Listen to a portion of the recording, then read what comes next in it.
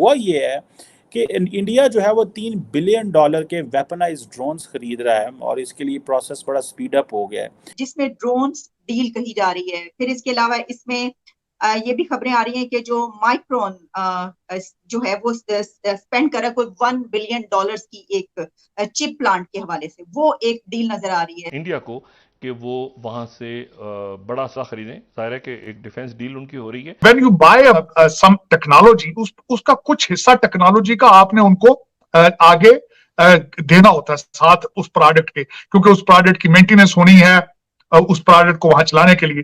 तो अब वो उन पे सारी चीजें हो रही हैं। पहले अमेरिका ये कई दफा करता था, जिस तरह पाकिस्तान को F-16 दिए लेकिन टेक्नोलॉजी ट्रांसफर नहीं की। और कहा जा रहा है कि जो अमेरिका की जनरल एटॉमिक्स है उसकी जो चीफ एग्जीक्यूटिव हैं वो ये कह रहे हैं कि हम बेसिकली मोदी साहब का जो आत्मनिर्भर भारत का इनिशिएटिव है वो डिफेंस सेक्टर में उसको हम सपोर्ट कर रहे हैं। IMF ऐसा क्यों कर रहा है, उसने ऐसा क्यों किया? अमेरिकन जो थे वो ड्रोन स्ट्राइक्स करते थे, तो दो किस्म की ड्रोन स्ट्राइक्स वो करते थे। एक होती थी उन्हें बोलते थे टारगेटेड स्ट्राइक। सारी शरायत मान ली, सारे नाक से लकीरें भी निकाल दी, उल्टे सीधे भी हो गए, तो फिर कोई और शरायत है, कोई हिडन एजेंडा है? Bharat is playing very smart matter of fact. वो ये है, एक तो उन्होंने नेटो प्लस की जो मेंबरशिप है उसको रिफ्यूज कर दिया है, और फिर उसके बाद समझते हैं कि हमें तेल लेना है रशिया से।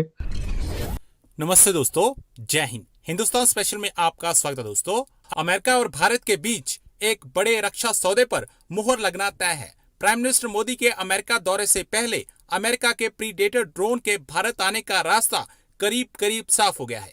आपको यहाँ बता दें कि भारत लंबे समय से अमेरिकी ड्रोन को खरीदने में दिलचस्पी दिखा रहा है, लेकिन इस डील पर बात नहीं बन रही थी। बताया जा रहा है कि करीब $3 अरब अमेरिकी डॉलर के इस सौदे की घोषणा अगले हफ्ते वाशिंगटन में प्राइम मिनिस्टर मोदी और अमेरिकी राष्ट्रपति जो बाइडेन के बीच वार्ता के बाद किए जाने की उम्मीद है।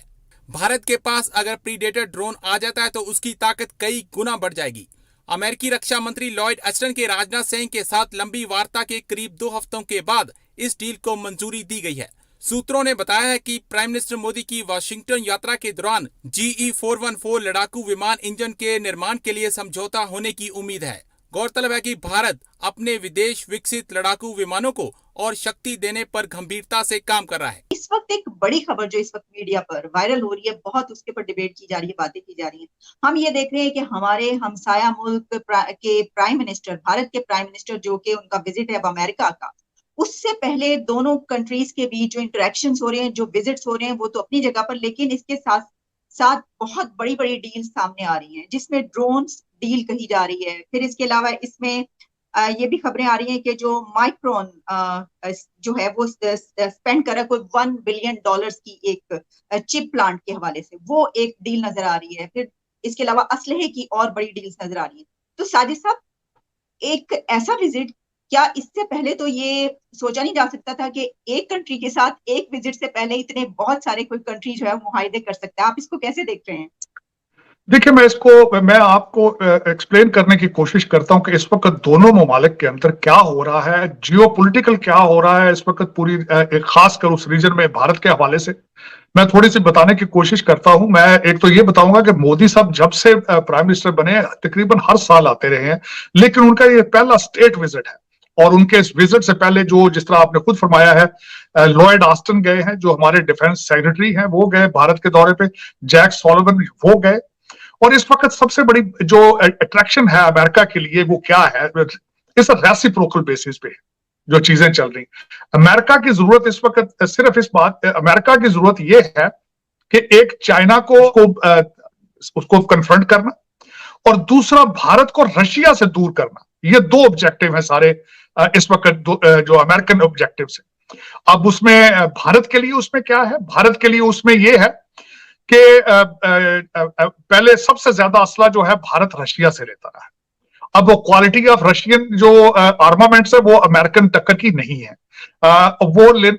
उनका गेन उसमें ये है कि एक वो अमेरिकन असला इनसे खरीद लेंगे, और दूसरा उस असले के साथ यहाँ पे मैं बताना चाहूंगा कि इंटरनेशनल जब ये ट्रेड्स होते हैं आपस में, ये खासकर लार्जर स्केल पर, तो उसका कंडीशन ये होता है इंटरनेशनल कॉन्ट्रैक्ट्स में, when you buy some technology, उसका कुछ हिस्सा टेक्नोलॉजी का आपने उनको आगे देना होता है साथ उस प्रोडक्ट के, क्योंकि उस प्रोडक्ट की मेंटेनेंस होनी है उस प्रोडक्ट को वहां चलाने के लिए।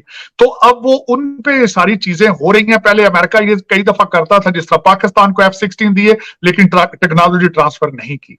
ये उस वक्त के क्वेश्चन किए जाते थे डिफेंस मिनिस्टर्स को, लेकिन वो एक्सक्यूज देते थे इधर उधर के। वो ये है कि इंडिया जो है वो $3 बिलियन के वेपनाइज्ड ड्रोन्स खरीद रहा है और इसके लिए प्रोसेस बड़ा स्पीड अप हो गया है। और कहा जा रहा है कि जो अमेरिका की जनरल एटॉमिक्स है उसकी जो चीफ एग्जीक्यूटिव हैं वो ये कह रहे हैं कि हम बेसिकली मोदी साहब का जो आत्मनिर्भर भारत का इनिशिएटिव है वो डिफेंस सेक्टर में उसको हम सपोर्ट कर रहे हैं।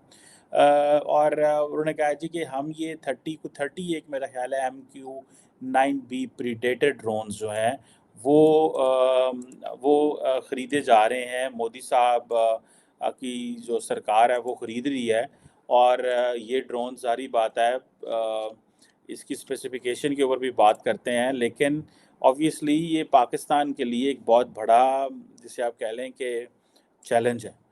उसकी वजह यह है कि पाकिस्तान, अगर आपको याद हो कि जब वॉर अगेंस्ट टेररिज्म चल रही थी तो अमेरिकन अफ़गानिस्तान में थे, तो मुझे याद है पाकिस्तान में अमेरिकन जो थे वो ड्रोन स्ट्राइक्स करते थे। तो 2 किस्म की ड्रोन स्ट्राइक्स वो करते थे। एक होती थी, उन्हें बोलते थे टारगेटेड स्ट्राइक, और एक होती थी कुछ इस तरह का एक और वर्ड था, मेरे ज़हन से स्किप कर गया वो, और आई थिंक कॉम्प्रिहेंसिव स्ट्राइक या समथिंग इस तरह की। एक में ये होता था कि डायरेक्ट टारगेट पे हिट होता था और एक में कोलैटरल डैमेज होता था। सो ये जो 2 किस्म की स्ट्राइक करते थे वो कईयों में होता था कि कोई कोलैटरल डैमेज हो गया, फॉर एग्जांपल एक बंदा वहाँ पे है तो जिसको टारगेट करना था, लेकिन उसके साथ साथ बहुत ज़्यादा इंफ्रास्ट्रक्चर और तबाह हो गया। और एक होती थी बस प्रिसीजन टारगेटेड स्ट्राइक होती थी। अब और पाकिस्तान फिर उसके बाद अमेरिका को बड़ा कहता रहा, भाई हमें ये ड्रोन्स दे दें ताकि हम दहशतगर्दों के ख़िलाफ़ करते रहें। फिर अमेरिकन हमें जो है वो ड्रोन्स तो उन्होंने ना दिए, लेकिन जो है वो सर्वेलेंस के लिए एंड ऑल दैट, लेकिन उन्होंने ये किया कि जो हमारे दहशतगर्द जो पाकिस्तान पे हमले करते थे, एक तो थे ना वो दहशतगर्द जो अमेरिकन इंटरेस्ट और अफ़गानिस्तान पे हमले कर रहे थे, और कुछ दहशतगर्द थे जो पाकिस्तान के इंटरेस्ट को के ख़िलाफ़ काम करते थे। तो उन्होंने फिर उनको भी टारगेट करना शुरू कर दिया, और इनिशियली तो इस पे फिर वो पाकिस्तान के फ़ॉरेन ऑफिस को बताते थे कि हम किस-किस जगह मारने लगे हमले इनसाइड पाकिस्तान, क्योंकि ये बड़ा सिक्योरिटी और फ़ॉरेन पॉलिसी इशू बन गया था। एंड देन फिर उसके बाद फिर उन्होंने बताना छोड़ दिया, क्योंकि एक दफ़ा अमेरिका ने पाकिस्तान के कुछ फ़ौजी जो हैं वो शहीद कर दिए थे। एक सलाला चेक पोस्ट पे उनके आगे फाइटर और हेलीकॉप्टर ने हमले कर दिए काफ़ी ज़्यादा। मुझे आज भी डेट याद है, 11 नवंबर जो थी वो समथिंग इस तरह की डेट थी, अक्टूबर का महीना था और 2011 समथिंग लाइक दिस मेरा ख्याल है।